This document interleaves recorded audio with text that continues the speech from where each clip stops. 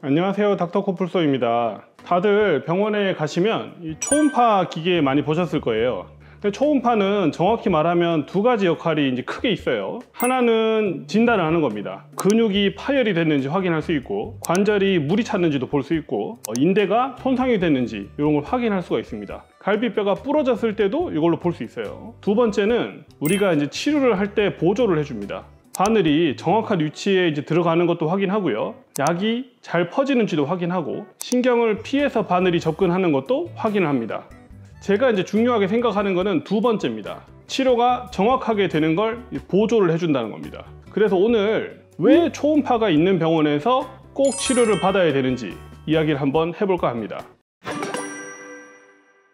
오늘은 손가락이 아픈 걸 예로 들어서 한번 자세히 알려드릴 거예요. 손가락이 아플 때 이 손가락을 움직이는 근육이 팔등에 있단 말이에요. 팔등을 확인하고 치료해야 되는데 이제 초음파가 그 역할을 합니다. 제가 이제 잘 보여드릴 텐데, 보시면 제가 이제 손가락을 움직여요. 손가락을 움직이는데 초음파에서 움직이는 근육이 보입니다. 이게 이제 손가락 2번, 3번, 4번을 움직이는 근육이에요.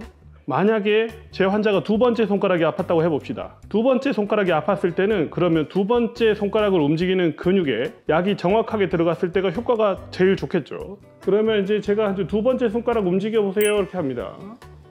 두 번째 손가락 움직이는 부위가 보이시나요? 세 번째는 다른 데가 움직여요.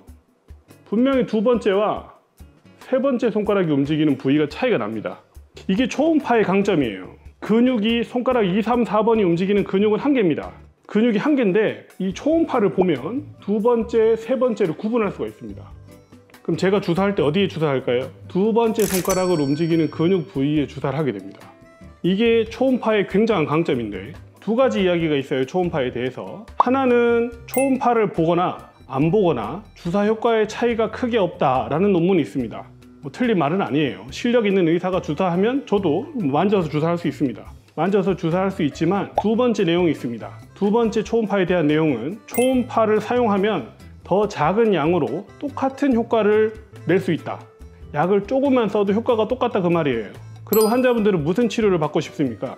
제 생각에는 당연히 약을 조금 쓰고 효과가 똑같으면은 초음파를 보고 주사를 맞는 게 좋지 않을까요? 약이 부작용이 있다는 얘기가 아닙니다. 부작용이 있을 수도 있기 때문에 최소한의 양으로 최고의 효과를 누릴 수 있다 그 얘기입니다. 반드시 초음파가 있는 병원에서 치료를 받으셔야 돼요.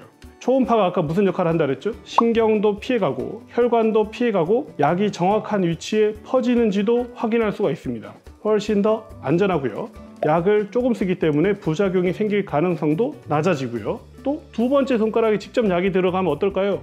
효과도 더 좋지 않을까라고 생각을 해봅니다. 부작용이 좀 적고 싶다. 치료 효과가 좋았으면 좋겠다. 정확한 부위에 약이 들어갔으면 좋겠다. 그런 생각이 드시는 분은 꼭 초음파가 있는, 초음파를 보고 주사를 하는 병원에서 꼭 치료받으시기 바랍니다. 오늘도 아프지 말고 건강한 하루 되셨으면 좋겠습니다. 감사합니다.